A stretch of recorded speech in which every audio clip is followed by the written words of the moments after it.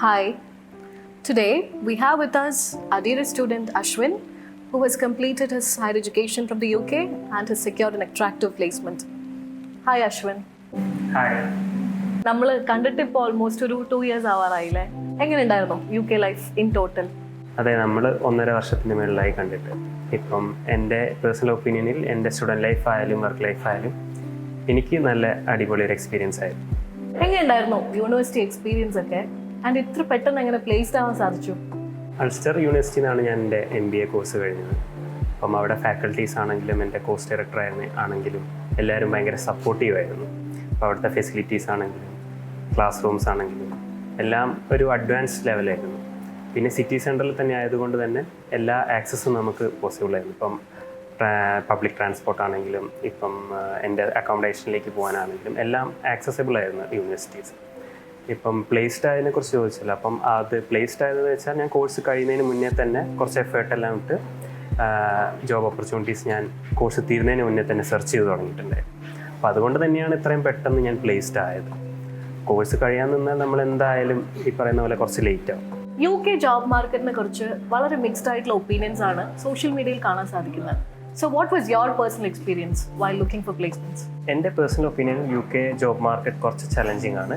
അതേപോലെ തന്നെ അവിടെ ഒരുപാട് ഓപ്പർച്യൂണിറ്റീസ് ഉണ്ട്. ഒരു സ്റ്റുഡൻറ്റ് അവരുടെ ഒരു മാക്സിമം എഫേർട്ട് ഇട്ട് കഴിഞ്ഞാൽ തന്നെ അവർക്കൊരു സ്പോൺസേർഡ് ജോബ് കിട്ടാൻ ചാൻസ് ഉണ്ട്. ഒരു സീരിയസ് ജോബ് ആസ്പിറന്റിന് ഏതൊക്കെ പാത്വേസിലൂടെയാണ് ഒരു നല്ല ജോബ് കിട്ടുക? അതിൽ അശ്വിൻ്റെ അഡ്വൈസ് എന്താണ്? എൻ്റെ പേഴ്സണൽ എക്സ്പീരിയൻസിന് ഞാൻ പറയാൻ ഉദ്ദേശിക്കുന്നത് വെച്ചാൽ ഒരു ജോബ് സീക്ക് ചെയ്യുന്ന ഒരാൾക്ക് ഇമ്പോർട്ടൻ്റ് ആയിട്ട് വേണ്ടത് ഒരു നല്ല CV ആണ്. CV കൂടാതെ തന്നെ കുറേ ജോബ് പോർട്ടൽസ് ഉണ്ട്. അവിടെ UK മെയിനായിട്ട് ഇൻഡീഡും ലിങ്ക്ഡിനും ആണ്. അതിലൂടെ തന്നെ നമ്മൾ ജോബ് ഓപ്പർച്യൂണിറ്റീസ് കണ്ടെത്തുന്നതാണ്.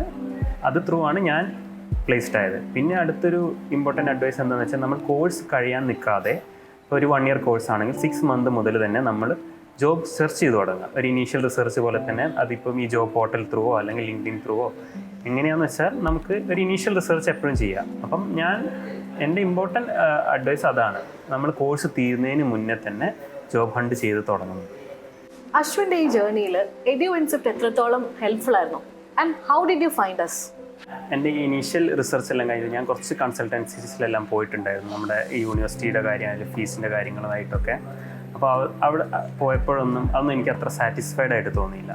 അപ്പം എൻ്റെ ഒരു ക്ലോസ് ഫ്രണ്ടും സെയിം UK പോകാൻ കുറച്ച് ട്രൈ ചെയ്തിട്ടുണ്ടായിരുന്നു. അപ്പോൾ അവനാണ് ഈ എഡ്യൂഇൻസെപ്റ്റ് എന്നൊരു ഫേമിനെ പറ്റി എന്നോട് ആദ്യമായിട്ട് പറയുന്നത്. അപ്പം അവൻ പറഞ്ഞ ഒരു ഫ്രീ കൺസൾട്ടേഷൻ എടുത്തു നോക്കൂ എന്ന് പറഞ്ഞിട്ടാണ് ഞാൻ ആദ്യമായിട്ട് എഡ്യൂഇൻസെപ്റ്റിൽ എത്തുന്നത്. അപ്പോൾ അവിടെ മാനേജിങ് ഡയറക്ടറായ ദീപക്, പുള്ളിയെ ഞാൻ മീറ്റ് ചെയ്തു. പുള്ളി അവിടെ ഓൾറെഡി പഠിച്ച ഒരാളായതുകൊണ്ട് കുറച്ചും കൂടെ കാര്യങ്ങൾ ഡീറ്റെയിൽ ആയിട്ട് എക്സ്പ്ലെയിൻ ചെയ്ത് തരാൻ പറ്റി.